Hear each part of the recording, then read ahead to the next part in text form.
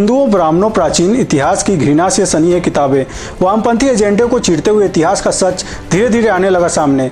अब एनसीईआरटी किताबों में बदलाव, कांग्रेस कर रहा विरोध, जबकि आरटीआई में खुलासा कि बिना तथ्यों के पढ़ाया गया।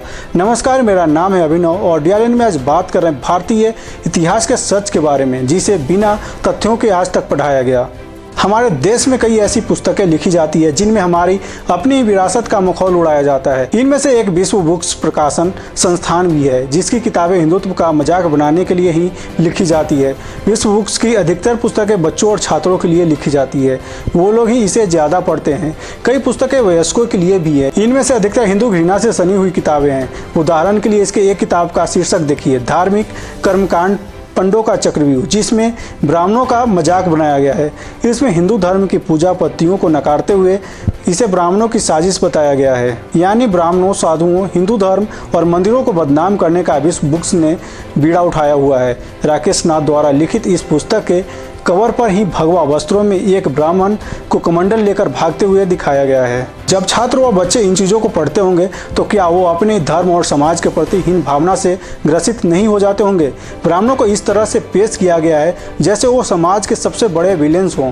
इसी तरह इसने जयप्रकाश यादव द्वारा लिखित पुस्तक धर्म एक धोखा नामक पुस्तक का प्रकाशन किया है, जिसमें धर्म को छल कपट का विषय बताया गया है। इसके कवर पेज पर भी कमंडल लिए एक ब्राह्मण को दिखाया गया है। वहीं इसी तरह आप जानते ही होंगे कि हिंदुस्तान की महान परंपराओं के साथ साथ हिंदुस्तान के महान योद्धाओं को भी वामपंथी इतिहासकारों ने शुरू से ही नीचा दिखाने की कोशिश की है। एजेंडे परोसने वाले वामपंथियों ने निहित स्वार्थों के चलते हिंदुस्तान के इतिहास को पूरी तरह से झूठ से भर दिया है, लेकिन अब धीरे धीरे इसमें बदलाव हो रहे हैं। अब वास्तविक इतिहास लोगों तक पहुंचेगा। इसी कड़ी में ये भी बात पहुंचेगी कि हल्दी घाटी के युद्ध में महाराणा प्रताप अकबर से हारे नहीं थे। आपको पूरा मामला बताते चले कि एक तरफ जहां एनसीईआरटी खुद कई बार आरटीआई में यह स्वीकार कर चुका है कि पाठ्य पुस्तकों में बहुत से ऐतिहासिक तथ्यों और घटनाओं को वह बिना किसी सबूत के पढ़ाता है, वहीं इतिहासकारों की सबसे बड़ी संस्था भारतीय इतिहास कांग्रेस ने एनसीईआरटी के स्कूल टेक्स्ट बुक में संभावित बदलाव का विरोध किया है। इसके पीछे उनका कहना है कि यह राजनीति से प्रेरित है, न कि अकादमिक जरूरत।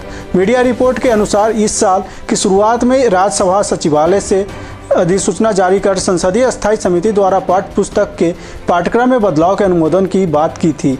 इसे सुधार के रूप में प्रदर्शित करते हुए इसका मुख्य लक्ष्य ऐतिहासिक तथ्यों और हमारे राष्ट्रीय नायकों के बारे में विकृतियों को खत्म करना और भारतीय इतिहास के सभी अवधियों के समान या अनुपातिक संदर्भ तय करना बताया गया था। इस विषय में जनता की प्रतिक्रिया 30 जून तक आमंत्रित की गई थी और बाद में समय सीमा 15 जुलाई तक बढ़ा दी गई। अभी हाल ही में आईएचसी ने अपनी प्रतिक्रिया भेजी। अब इस बात का गौरतलब है कि 1935 में स्थापित आईएचसी में 35,000 से अधिक सदस्य हैं। टीओआई की रिपोर्ट में यह दावा किया गया है कि उनके पास आईएचसी का जो पत्र है उसमें कहा गया है, वर्तमान एनसीईआरटी की पाठ्य पुस्तकों में सुधार लाने के नाम पर पेश की जा रही गलत सूचना और पक्षपातपूर्ण दृष्टिकोण से आईएचसी बहुत परेशान है।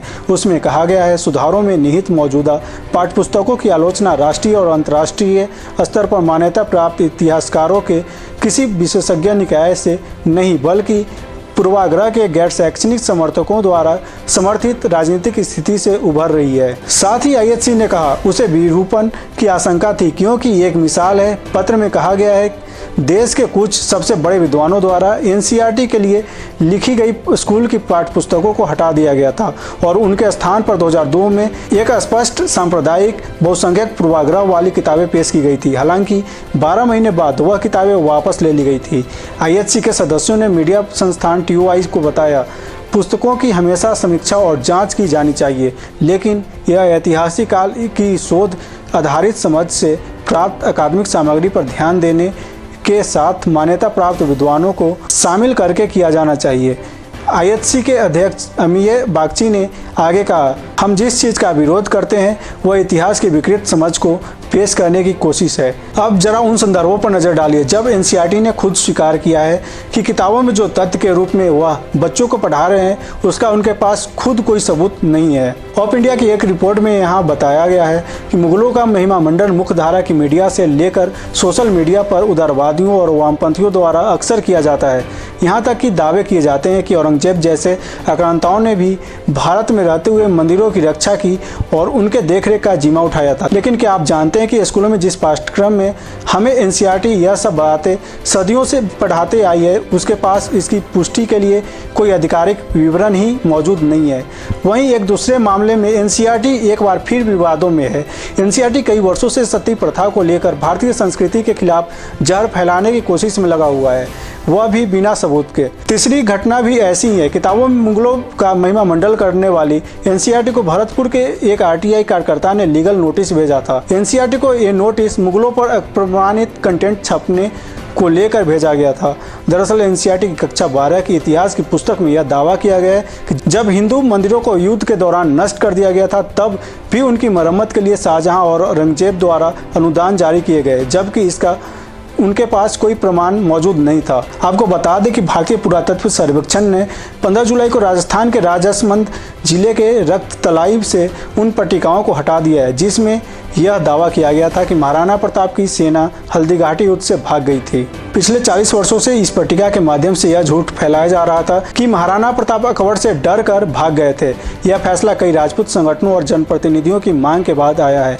राजपूत संगठनों और इतिहासकारों ने राजस्थान के मुख्यमंत्री अशोक गहलोत को पत्र लिखकर रक्त तलाई में लगे इस शिलापट को हटाने के लिए कहा था, जिसमें कहा गया है कि राजपूत शासक महाराणा प्रताप हल्दीघाटी के युद्ध से पीछे हट गए थे। हिंदुस्तान की महान परंपराओं के साथ साथ हिंदुस्तान के महान योद्धाओं को भी वामपंथी इतिहासकारों ने शुरू से नीचा दिखाने की कोशिश की है। एजेंडे परोसने वाले वामपंथियों ने निहित स्वार्थों के चलते हिंदुस्तान के इतिहास को पूरी तरह से झूठ से भर दिया है, लेकिन अब धीरे धीरे इसमें बदलाव हो रहे हैं। अब वास्तविक इतिहास लोगों तक पहुंचेगा। इसी कड़ी में ये भी बात पहुंचेगी कि हल्दीघाटी के युद्ध में महाराणा प्रताप अकबर से हारे नहीं थे। इसी तरह हमसे जुड़े रहिए और देखते रहिए दी3 का स्पेशल प्रोग्राम DRN।